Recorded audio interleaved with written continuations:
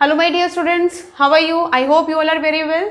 Yes बेटे जी, आज हम पढ़ेंगे फॉर क्लास 7 चैप्टर हम कर रहे थे लाइट। तो एक पार्ट हम इसका ऑलरेडी आपके लिए अपलोड कर चुके हैं, आज उसका सेकंड पार्ट आपके लिए करने चाह रहे हैं। ठीक है, आई होप आपने फर्स्ट पार्ट देख लिया होगा। और अपना वर्क स्टार्ट करने से पहले मैं फिर से आपको बोलूँगी, जिन्होंने चैनल को सब्सक्राइब नहीं किया है तो सब्सक्राइब कर लीजिए, बेल आइकन को प्रेस कर लीजिए, जिससे कि आपको यूजफुल नोटिफिकेशन मिलते रहें। वीडियो पसंद आ रही है तो बेटा जी लाइक कमेंट जरूर कर दिया करो, उससे मुझे पॉजिटिविटी मिलती है। लगता है कि हाँ, आप सबको जो मैं आपकी हेल्प करने की कोशिश कर रही हूँ, आपका उसका पॉजिटिव रिजल्ट मुझे भी मिल रहा है। ठीक है, तो अभी हम कर रहे थे चैप्टर लाइट फॉर क्लास 7। देखिए बेटा, कॉनकेव मिरर, कॉन्वेक्स मिरर क्या होते हैं? कॉनकेव मिरर को कन्वर्जिंग मिरर बोला जाता है, क्योंकि कॉनकेव मिरर क्या करता है, सभी लाइट रेज को एक पॉइंट पर मीट कराता है। ठीक है, मिला देता है, कन्वर्ज करता है। और कॉन्वेक्स मिरर को क्या बोलते हैं? डाइवर्जिंग मिरर, क्योंकि वो सारी लाइट रेज को स्प्रेड करते हैं, वो मीट नहीं कराते। ठीक है, तो अब वहां पर कहाँ मतलब उनका स्ट्रक्चर कैसा होता है, कैसी इमेज कहाँ पर उन्हें यूज किया जाता है, वो हम कर चुके हैं। लेकिन अब इसी के साथ यहाँ पर कुछ बच्चों के डाउट्स थे, तो देखो आज हम उन्हीं को क्लियर करने की कोशिश करेंगे यहाँ पर कि बेटा अपने ये जो कॉनकेव मिरर होते हैं ना, इसमें इमेज बनती कैसे है। तो सबसे पहले तो देखिए, जब हमने किया कि कॉनकेव मिरर सभी लाइट रेज को मीट कराता है। मीट कराता है मतलब कोई भी यहाँ पर सोर्स ऑफ लाइट है, लाइट रेज आ रही है पैरेलल। ठीक है, जैसे ही इस मिरर के ऊपर फॉल होंगी, क्या करेगा, उन सभी लाइट रेज को एक पॉइंट पर यहाँ इस तरीके से मिला देगा, इकट्ठा कर देगा। इसी वजह से इसको बोल दिया गया है कन्वर्जिंग मिरर। ठीक है, इसी की वजह से जो आपका कॉनकेव मिरर है उसका नाम दूसरा क्या हो गया, कन्वर्जिंग मिरर। तो बेटा देखो, आप ध्यान से देखना। एक्चुअली अभी जो हम टॉपिक कर रहे हैं, यहाँ सिर्फ आपको देखना है कि कहाँ कहाँ कैसे कैसे इमेज बनती है, कैसे इमेज बनेंगी। ठीक है, इमेज बनने का जो रीजन है वो अभी आपको नहीं करना, वो आप 10th क्लास में पढ़ेंगे। ठीक है, अभी हम 7th क्लास के अकॉर्डिंग इन चीज़ों को समझ लेते हैं। तो देखिए बेटा, हमारा कॉनकेव मिरर लाइट रेज को जहां पर मिला देता है ना, इकट्ठा कर देता है, उसको बोल देते हैं इसका फोकस पॉइंट। ये जो मैंने एफ से डिनोट किया है ना, ये क्या है, फोकस। आपको चीजें अच्छे से समझ में आए, इसी वजह से अपनी पेंसिल नोटबुक लो, साथ में जो मैं आपको बताते हुए जा रही हूँ उन चीजों को नोट करते जाओ। ठीक है, जब आप इन चीजों को नोट करके रखेंगे, आपको आपके नोट्स भी रेडी हो जाएंगे और आपको आपका जो टॉपिक है वो अच्छे से समझ में आ जाएगा। तो बेटा देखिए, जब ये लाइट रेज आ रही है, ठीक है, किसी भी सोर्स से, बल्ब है, सन है, जो भी आप यूज कर रहे हो, आपका source of light, light rays fall करेंगी मिरर के ऊपर। मिरर उनको क्या करेगा, एक जगह पे इकट्ठा कर देगा। अब जहां पर वो इकट्ठा करेगा उस पॉइंट को बोलते हैं फोकस। ठीक है, जब हम ये डायग्राम बना रहे हैं, अपनी तरफ से हमने यहाँ पर एक लाइन ड्रॉ कर देनी है, कहाँ, अपने मिरर के बिल्कुल सेंटर में, बीचों बीच, जिसको क्या बोल दिया जाता है, इस पॉइंट को बोल देते हैं पी। पी मीन्स पोल। ठीक है, ये जो आपका सेंटर में पॉइंट आएगा उसको बोला जाएगा पोल। अब पोल, और यहाँ पर आपने जो अपने मिरर का यहाँ पर मान लो कि अपना ये फोकस पॉइंट हो गया है, तो इमेजिनरी लाइन यहाँ पर हमने एक बीचों बीच सेंटर ही में यहाँ पे ड्रॉ कर दी है, जो क्या होगी, यहाँ पर परपेंडिकुलर होगी हमारे इस मिरर के सेंटर पॉइंट पर। ठीक है, एट 90 डिग्री एंगल। तो देखिए बेटा, जो लाइट रेज इस पर पोल से, यानी कि जो लाइट रेज सीधे पोल पर फॉल होंगी ना, तो रिफ्लेक्ट होने के बाद कहाँ जाएंगी, पोल वाली लाइन से ही ऐसे ही वापस चली जाएंगी। वो रिफ्लेक्ट इधर उधर नहीं होंगी, क्योंकि अगर जितने एंगल से वो आ रही है उतने ही एंगल से वो वापस भी चली जाएंगी। और इन सबको ये क्या करेगा, इधर रिफ्लेक्ट हो इधर इंसिडेंट हो रही थी तो रिफ्लेक्ट करके कहाँ पर मिलेंगी, फोकस के ऊपर। ठीक है, तो आपके मिरर का जो सेंटर में एक पॉइंट है वो पोल होगा, जहां लाइट रेज मिल जाती हैं उसको हम फोकस बोलेंगे, उसको डिनोट कर देते हैं कैपिटल एफ से। ठीक है, इसके बाद हमें क्या करना है, ये एक्स्ट्रा जो लाइनें हम इनको रब कर देते हैं समझने के लिए। देखो, जितना हमने यहाँ पे हमारे पोल से फोकस होता है ना, उतना ही डिस्टेंस आगे मेजर करना है और उस पॉइंट को मार्क कर देना, उसे हम क्या बोलेंगे, 2F। 2F मतलब हमारे फोकस का डबल। ठीक है, ये हो गया है 2F। अब यहाँ पर 3 पॉइंट है हमारे पास, एक पोल है, पोल कहाँ होगा, मिरर के सेंटर में, फोकस, फोकस वो पॉइंट जहां पर हमारा मिरर सारी लाइट रेज को मीट करता है, मिला देता है, और 2F क्या हो जाएगा, फोकस का डबल। ठीक है। अब मैं अभी आपको ये जो डिफरेंट यहाँ पर कंडीशंस लेकर के आई हूँ कि कहाँ कहाँ पर हमारे कॉनकेव मिरर में इमेज बनती है, इमेज का नेचर कैसा होता है, उसका साइज कैसा होता है, कैसे बनेंगी वो अभी हमें नहीं करनी है, अभी आपको सिर्फ ये चीजें सीखनी है, इनको याद करना है। ठीक है, देखिए बेटा, फर्स्ट है हमारे पास एट इंफिनिटी। इंफिनिटी क्या होगा? अब अगर ऑब्जेक्ट, ये हमारा मिरर से बहुत पीछे है, इंफिनिटी क्या बोलते हैं? जो डिस्टेंस को हम मेजर नहीं कर पा रहे, ऑब्जेक्ट कहीं भी हमारे, देखो मिरर के कंपैरिजन में इंफिनिटी बहुत पीछे, कहीं पर भी ऑब्जेक्ट अगर यहाँ पर खड़ा है तो उसकी इमेज कहाँ बनेगी, उस इमेज का साइज क्या होगा, नेचर क्या होगा। देखिए बेटा, अगर ऑब्जेक्ट है इंफिनिटी पर कहीं यहाँ, तो उसकी जो इमेज बनने वाली है वो फोकस पर बनेगी। ठीक है, कहाँ बनेगी? फोकस पर बनेगी। लेकिन जब ये फोकस पर बनेगी तो ये ऊपर की तरफ नहीं, यहाँ नीचे बनने वाली है। ठीक है, ऑब्जेक्ट को अगर मैं यहाँ पर, अगर यहाँ कोई ऑब्जेक्ट खड़ा है तो देखो ये उसका हेड है। ठीक है, तो अब जब इमेज बनेगी तो उसका हेड कहाँ आएगा? नीचे आएगा। ठीक है बेटा, तो इमेज कहाँ बनेगी? At the focus. साइज क्या होगा? पॉइंट साइज्ड बनेगी, बहुत छोटी बनेगी। ये तो मैंने आपको यहाँ पे रिप्रेजेंट करने के लिए, आपको दिखाने के लिए एक बड़ा सा एरो बना दिया है। अदरवाइज अगर ऑब्जेक्ट होता है इन्फिनिटी पर तो उसकी जो इमेज बनती है पॉइंट साइज्ड बनती है, बहुत छोटी बनती है, जिसको आप देख भी नहीं पाओगे कि उसका कौन सा पार्ट क्या है, वो पॉइंट साइज्ड होगी। पॉइंट साइज मतलब जैसे हम ये पॉइंट ड्रॉ कर देते हैं ना, ऐसे। नेचर क्या होगा? Real and inverted. आपको याद रखना है कि जो हमारा कॉनकेव मिरर सारी लाइट रेज को मीट करा रहा है। ठीक है, इमेज कब बनती है? जब लाइट रेज, जो रिफ्लेक्टेड रेज क्या करेंगी? एक जगह पर मीट करेंगी, मिल जाएंगी। जब एक्चुअल में मीट करती है ना लाइट रेज, तो रियल इमेज बनती है। और जो रियल इमेज होगी वो कैसी होगी? इन्वर्टेड होगी। हमेशा आपको याद रखना है। आपको मैंने दो एग्जाम्पल बताए। एक आपका मैंने एग्जाम्पल बताया था वर्चुअल इमेज के लिए। वर्चुअल इमेज आप प्लेन मिरर में, ठीक है, तो प्लेन मिरर में जो आपकी इमेज है वो कैसे होती है? वो लिटरली इन्वर्टेड है। हाँ ठीक है, आप वहाँ पे बोलेंगे कि मैम वो तो इरेक्ट नहीं है, लेकिन क्या होती है जो आप हमारे वहाँ पर, क्योंकि एक्चुअल में लाइट रेज नहीं मिलती, कहाँ मिलती है? बिहाइंड द मिरर, मिरर के पीछे। तो वो इमेज कैसी हो जाएगी? वर्चुअल हो जाएगी। जो रियल इमेज होती हैं, रियल में लाइट रेज मिलेंगी कहाँ? रियल फोकस पॉइंट पर, तो इमेज रियल होगी। और कैसी होगी? इन्वर्टेड होगी, उल्टी होगी। सेकेंड कंडीशन, अगर ऑब्जेक्ट कहाँ है? Beyond 2f। अब ऑब्जेक्ट यहाँ से चलते चलते कहाँ पहुँच गए हैं? कहीं यहाँ, जहाँ हमारे मिरर का 2f है उसके जस्ट पीछे। तो इस कंडीशन में उसकी इमेज कहाँ बनने वाली है? तो उसकी इमेज बनेगी between f and 2f। f यहाँ है, 2f यहाँ है, इसके बीचों बीच कहीं भी बन जाएगी। ठीक है, और जब यहाँ पर वो उसकी इमेज बनेगी तो वो कैसी होगी? डायमिनिज्ड होगी।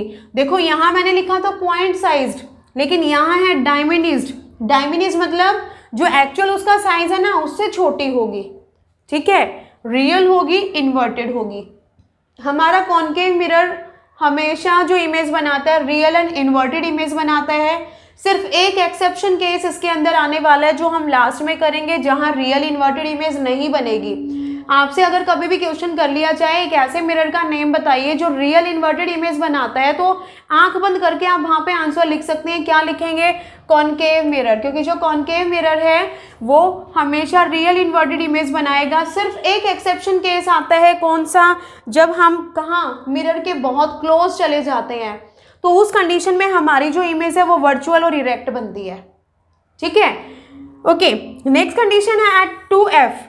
अब अगर ऑब्जेक्ट यहाँ से चलते चलते कहाँ पहुँच गए हैं? भैया भाई साहब यहाँ पर 2f पर आ गए हैं। जब ये यहाँ आ गए हैं तो अब इनकी इमेज कहाँ बनने वाली है?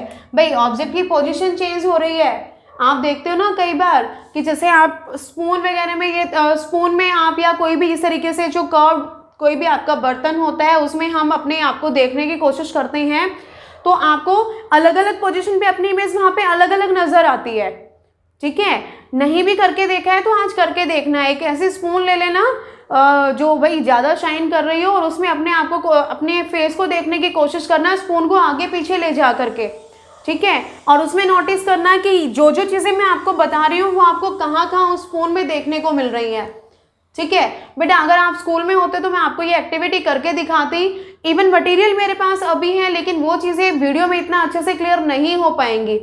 ठीक है, तो आप ये स्पून में करके देखेंगे। मैंने आपको पोजीशंस बता दी हैं एट इन्फिनिटी, यानी कि स्पून को आप बहुत पीछे ले जाइए, अपने हैंड को ओपन करके स्पून को आगे लेके जाओ, फिर देखो कि आपको आपके जो फेस है वो कैसा नजर आ रहा है। फिर आप अपनी स्पून को थोड़ा अपना क्लोज लेके आओ। एक कंडीशन ऐसी है कि जब आप स्पून आपके फेस के बहुत ज़्यादा क्लोज होगी तो क्या होगा, वहाँ पर आपको वर्चुअल आपका जो फेस है वो सीधा नजर आएगा। ठीक है, तो आप ये एक्टिविटी करके देखेंगे। तो नेक्स्ट यहाँ पर एट 2F, जब ऑब्जेक्ट कहाँ पर आ जाता है 2F पर, जब 2F पर होगा तो उसकी इमेज भी यहीं पर बनेगी, यहीं बनने वाली है। कैसी बनेगी, सेम उतने ही साइज की बनेगी, लेकिन कैसी होगी, रियल एंड इन्वर्टेड होगी। ठीक है, नेक्स्ट कंडीशन है हमारे पास बिटवीन F एंड 2F। अब यहाँ से यानी कि स्पून को आप इतना क्लोज ले आए हो कि अब आप कहाँ पर हो, F और 2F के बीच में हो कहीं।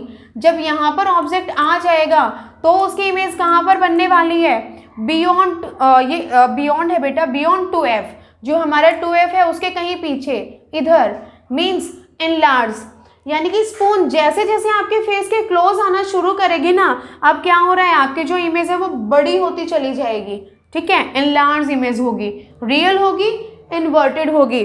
नेक्स्ट कंडीशन एट फोकस, एक ऐसे पॉइंट पर हम पहुंच गए हैं जहां हमारी स्पून लाइट रेज को मीट करा रही है, उसका फोकस पॉइंट हो गया।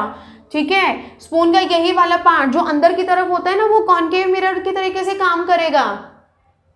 तो यहाँ आप में अगर फोकस पर ऑब्जेक्ट है तो इमेज बनने वाली है इन्फिनिटी पर, इन्फिनिटी मतलब बहुत पीछे, और इमेज कैसी होगी, हाईली इनलार्ज, आपका फेस अब बहुत बड़ा नजर आएगा, रियल होगा, इन्वर्टेड होगा। और एक कंडीशन जो मैंने बीच में आपके साथ डिस्कस की कि जब आप कहाँ पहुँच गए हो, स्पून को अपने फेस के बहुत ज़्यादा क्लोज ले आए हो, यानी कि यहाँ पर P और F के बीच में, तो वहाँ उस कंडीशन में जो इमेज बनने वाली है वो बिहाइंड द मिरर इधर बनेगी। अब जब वो इधर बनेगी तो एनलार्ज बहुत बड़ी होगी। देखो फोकस पॉइंट उसका इधर रह गया, इमेज इधर बन रही है, तो इस कंडीशन में क्या, रियल नहीं होगी। ठीक है, रियल इमेज तभी बनेगी जब हमारा मिरर अपनी लाइट रेज को एक्चुअल में फोकस पॉइंट के ऊपर लेकर के आएगा, मीट कराएगा, मीट होंगी वो कहाँ, इधर। ठीक है, तो ये जो इमेज होगी वो वर्चुअल और इरेक्ट होगी। ठीक है, तो बेटा ये जो मैंने अभी आपको पॉइंट्स यहाँ पर ये जो टेबल फॉर्म में बना के दिया है, आप इसको नोट कर लीजिए, वेरी इंपॉर्टेंट पॉइंट हैं आपकी बुक के अंदर भी ये रिटन है सभी, लेकिन वहाँ पर आप सेंटेंस को पढ़ोगे, आपको रट्टा मारना पड़ेगा। ठीक है, तो अभी मैंने आपको समझाया है कि किस तरीके से कहाँ पोजीशन होती है, कैसे इमेज बनती है, इमेज का साइज कैसा होता है, ठीक है, उसका नेचर कैसा होता है। ओके, सेकेंड साइड है हमारे पास हमारा कॉन्वेक्स मिरर। देखिए कॉन्वेक्स मिरर को क्या बोलते हैं, डाइवर्जिंग मिरर बोलते हैं। डाइवर्जिंग मिरर क्यों बोला जाता है, क्योंकि ये सारी लाइट रेज को डाइवर्ज करता है, फैला देता है, ये मिलाता नहीं है, मीट नहीं करता, इसी वजह से डाइवर्जिंग मिरर बोलते हैं। ठीक है, अब बेटा देखो जब ये सारे लाइट रेज को डाइवर्स कर रहा है तो एक्चुअल में तो लाइट रेज मीट नहीं कर रही हैं। अब जब वो एक्चुअल में लाइट रेज मीट नहीं कर रही हैं तो उसी कंडीशन में क्या होगा, यहाँ पर जो इमेज बनने वाली है ना वो सभी कैसी होंगी, वर्चुअल होंगी, मतलब वो रियल इमेज नहीं होंगी, वर्चुअल बनने वाली है यहाँ पर हमारी जो इमेज होंगी। तो देखो बेटा अब सेम यहाँ पर भी क्या होता है, जैसे अभी मैंने आपको इधर बताया था कि हमारा मिरर जहाँ वो लाइट रेज को मीट कराएगा वो फोकस पॉइंट। अब देखो इसमें क्या है, मिरर इधर बनाया है मैंने, बैक साइड में तो पॉलिश वाला पार्ट है लेकिन मैंने उसका फोकस पीछे दिखाया है। क्यों पीछे दिखाया है, क्योंकि देखो अगर कोई भी यहाँ पर सोर्स है, ये अभी मैंने ऑब्जेक्ट बना दिया, अगर यहाँ कोई भी सोर्स है उसकी लाइट रेज इसके ऊपर फॉल होंगी तो ये सभी लाइट रेज को क्या करेगा, इस तरीके से डाइवर्स करेगा, फैला देगा। लेकिन यहाँ पर ऐसा लगता है कि ये जो लाइट रेज ऐसे आगे निकल गई, मे बी ये पीछे कहीं ना कहीं किसी पॉइंट पर मिली हो, या ऐसा हमें अपीयर होता है, हमें दिखाई देता है, ऐसा लगता है कि शायद ये लाइट रेज है ना यहाँ से निकल के आ रही है इस पॉइंट से। तो ये इमेजनरी, ठीक है, रियल नहीं है, ये इमेजनरी इसका फोकस पॉइंट हो गया है। तो इमेजनरी मतलब जो हमने सोचा, कैसा, नकली का, वर्चुअल फोकस है। सेम अब इस फोकस यानी कि ये जो आपका P हो गया, इस मिरर का भी जो सेंटर होगा उसको हम P बोलेंगे, यानी कि पोल बोलेंगे। पोल और फोकस के बीच में जितनी लेंथ है यानी कि फोकल लेंथ, उतना ही हमने डबल कर दिया फोकस का, तो क्या हो गया 2F। ठीक है, तो देखिए बेटा, हमारा ये जो कॉन्वेक्स मिरर होता है ना, इसमें 2 कंडीशन होती हैं जब इमेज बनने वाली है। एक तो कौन सी होगी, एट इन्फिनिटी, ऑब्जेक्ट बहुत पीछे है हमारे मिरर की कंपैरिजन में, इन्फिनिटी बहुत पीछे। आपने देखा होगा जो रियर व्यू मिरर, क्योंकि जो हमारे कॉन्वेक्स मिरर होते हैं इनको रियर व्यू मिरर भी बोला जाता है ना। रियर व्यू मिरर कौन से भाई, जो आपके गाड़ी होती है, कार, बाइक, स्कूटर, जो भी आप यूज कर रहे हो, तो उसमें जो ड्राइवर है वो अपने साइड में एक मिरर को यूज करता है अपने बैक साइड वाली सभी चीजों को देखने के लिए, ठीक है। तो ये जो आपका रियर व्यू मिरर होता है, कौन सा मिरर होता है, कॉन्वेक्स मिरर। तो आपने देखा होगा जब बैक साइड में रोड से आने वाली जितनी भी चीजें होती हैं, जो चीजें बहुत पीछे होती है ना, बिल्कुल लास्ट में, वो पॉइंट साइज नजर आती है, बहुत छोटी सी, समझ में नहीं आता कि वो कार है, ट्रक है या क्या है, ठीक है। लेकिन अब वो व्हीकल जब चलते हुए आगे आगे आगे जैसे आता है ना, तो उसकी इमेज कैसी होती है, थोड़ी बड़ी बड़ी बड़ी होती चली जाती है। लेकिन जितनी वो खुद है उतना सेम साइज कभी भी नहीं आता, वो हमेशा स्मॉल इमेज वहां पर बनती है, ठीक है, भले ही वो कितने ही क्लोज क्यों ना आ जाए।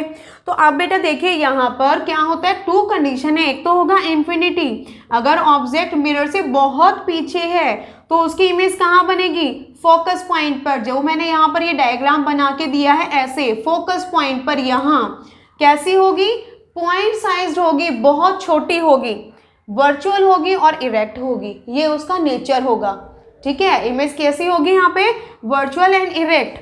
Second condition, between infinity and pole of mirror, ये पोजीशन कोई भी हो सकती है। ऑब्जेक्ट यहाँ से चलते चलते चलते यहाँ, जब तक कि उसके पोल तक यहाँ तक नहीं पहुंच जाता ना, तब तक उसकी इमेज नजर आएगी। कैसी नजर आएगी भाई, उसकी इमेज कहाँ बनने वाली है, बिटवीन पी एंड एफ, ठीक है, पी एंड एफ के बीच में बनेगी। और कैसी होगी, डायमिनिज्ड होगी, छोटी होगी एंड वर्चुअल एंड इरेक्ट होगी। आपने देखा है ना, किसी भी कार को अगर बैक साइड से आप फॉलो करते मीन्स आप देखते हुए आ रहे हो, तो वो कार बहुत पीछे थी तो पॉइंट साइज थी, लेकिन जैसे जैसे जैसे क्लोज आती चली गई है तो उसकी इमेज कैसी होती जा रही है, थोड़ी सी बड़ी होती जा रही है। लेकिन एक्चुअल में जो हमारा ऑब्जेक्ट का साइज है ना, उससे छोटी होगी, बड़ी कभी नहीं आएगी, इवन इक्वल भी नहीं आएगी, ठीक है। तो ये है बेटा हमारा क्या, images form by concave mirror and convex mirror. I hope आपको समझ में आया होगा। अभी अगर आप ये पॉइंट्स नोट करना चाहते हो तो आप नोट कर लीजिए। इसके बाद हम पढ़ने वाले हैं अबाउट लेंस।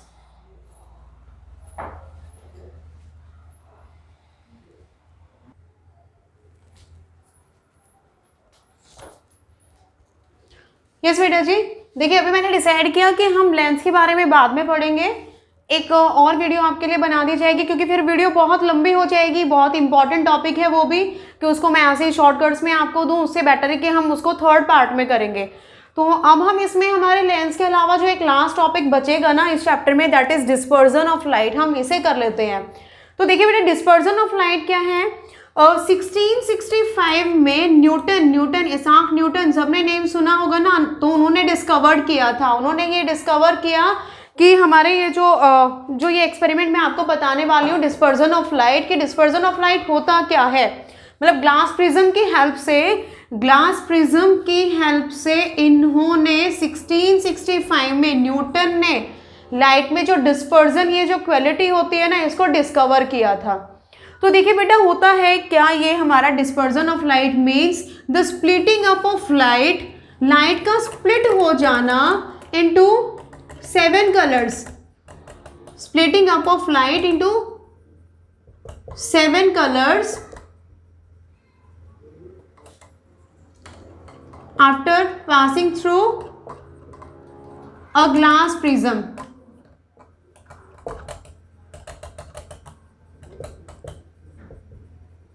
ठीक है,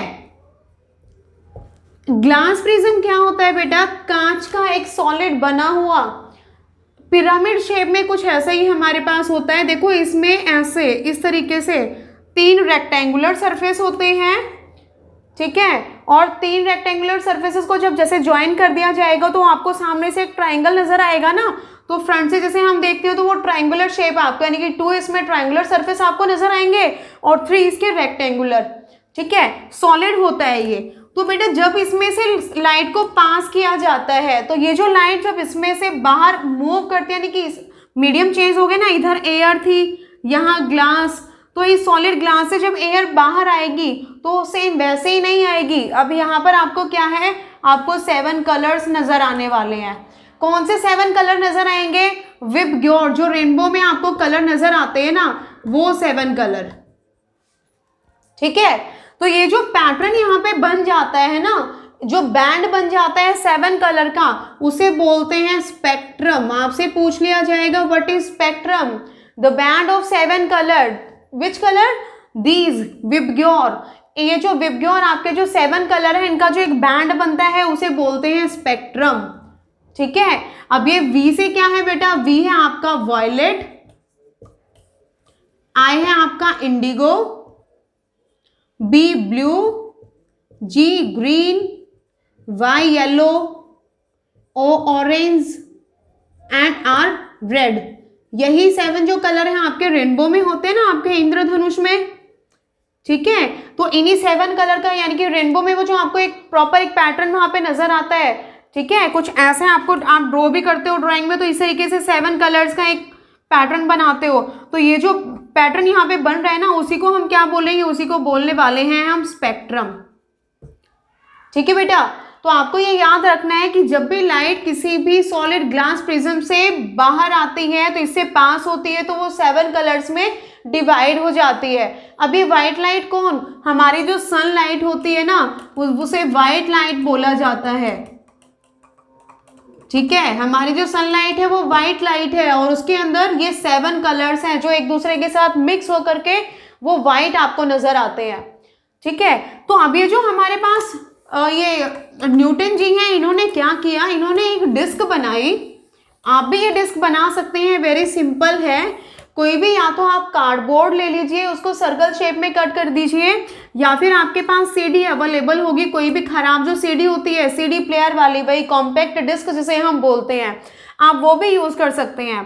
सेम उतने ही साइज का आपको, जो आपका ड्राइंग पेपर होता है, एक सर्कल कट करना है, और उस सर्कल को 7 इक्वल पार्ट्स में आप डिवाइड कर लेंगे।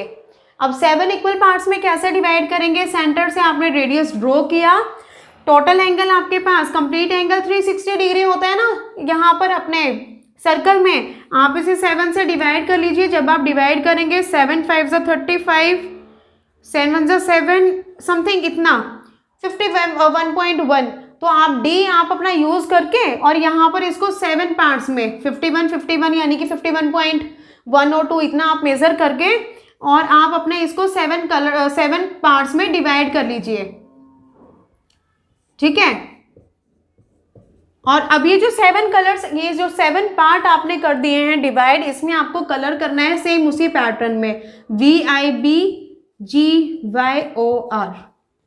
ठीक है, इस पेपर को आप पेस्ट कर देंगे अपने डिस्क के ऊपर। डिस्क के सेंटर में आपको कोई भी स्टिक लगानी है, या पेन पेंसिल जो भी, जिससे कि क्या है आपका जैसे फैन वाला स्ट्रक्चर होता है ना, वो बन जाए। और जब आप उसे रोटेट करेंगे, तो जब ये कंप्लीट यहाँ पर आप उसको इस तरीके से रोटेट करने वाले हो, तो ये जो 7 कलर्स हैं वो सभी मिक्स हो जाएंगे। मिक्स हो जाने का मतलब ये नहीं कि आप उसको छोड़ोगे तो आपको सभी वो मिक्स मिलेंगे, क्योंकि वो आप ड्राई कर चुके हो। लेकिन जब आप उसको जल्दी से रोटेट करते हो, तो वो जो 7 कलर है ना, वो आपको इंटरमिक्सिंग होकर के ऐसे नजर आएंगे कि वो पूरा वाइट हो जाएगा। तो ये जो डिस्क होती है ना, इसी को न्यूटन डिस्क भी बोला जाता है। ठीक है, क्योंकि न्यूटन ने डिस्कवर किया था, तो इसी वजह से उसका नाम रख दिया गया है न्यूटन डिस्क। कब डिस्कवर किया था? इन 1665। ठीक है, तो ये होता है डिस्पर्जन ऑफ लाइट। इसी तरीके से अब ये जो अभी हमने बताया कि ग्लास प्रिज्म से रेनबो वाले जो 7 कलर्स है वो बन जाते हैं। तो अब क्वेश्चन बनता है कि जैसे बच्चे क्वेश्चन कर रहे थे ऑनलाइन क्लास में भी कि मैम जो रेनबो है वो बनता कैसे, वहां पे तो कोई ग्लास नहीं है। तो बेटा देखो क्या होता है, रेनबो कब बनता है? बारिश के बाद, आफ्टर रेन। तो आफ्टर रेन हमारे एयर के अंदर बहुत सारी जो वाटर ड्रॉपलेट्स होती हैं जो फ्लोट करती रहती हैं। तो जब वो वाटर ड्रॉपलेट्स एक दूसरे के वेरी क्लोज आ जाती हैं, तो इस तरीके से वो अपना क्या बना लेती है, एक पैटर्न वहां पे बन जाता है। ठीक है, ये वाटर ड्रॉपलेट्स जब जैसे क्लोज आ जाएंगी, तो क्लोज आने से वहां पे क्या होगा, एक ग्लास जैसा पैटर्न वहां पे बन जाएगा। क्योंकि वाटर ड्रॉप्स भी क्या होती हैं, ट्रांसपेरेंट होती है, अपना ग्लास है वो भी ट्रांसपेरेंट होता है। और इधर से जब सनलाइट इसके अंदर से मूव करती है, यानी कि अब इसको क्रॉस करते हुए उधर जाएगी, तो अब वो सेम ऐसे ही नहीं जाने वाली, अब वहां पर आपके पास एक पैटर्न बनने वाला है 7 कलर्स का। ठीक है, तो इस तरीके से अपना जो रेनबो है वो फॉर्म होता है। आई होप आपको टॉपिक समझ में आया होगा। ठीक है, इसको आप वीडियो को देखने के बाद अपनी चैप्टर रीडिंग जरूर करेंगे, वो बहुत ज़रूरी है, क्योंकि जब तक आप अपनी चैप्टर रीडिंग नहीं करेंगे तब तक वीडियो देखने का फ़ायदा नहीं होने वाला है। ठीक है बेटा जी, तो नेक्स्ट वीडियो में हम करेंगे अबाउट लेंस। तब तक आप पढ़ते रहिए, सीखते रहिए। Okay bye.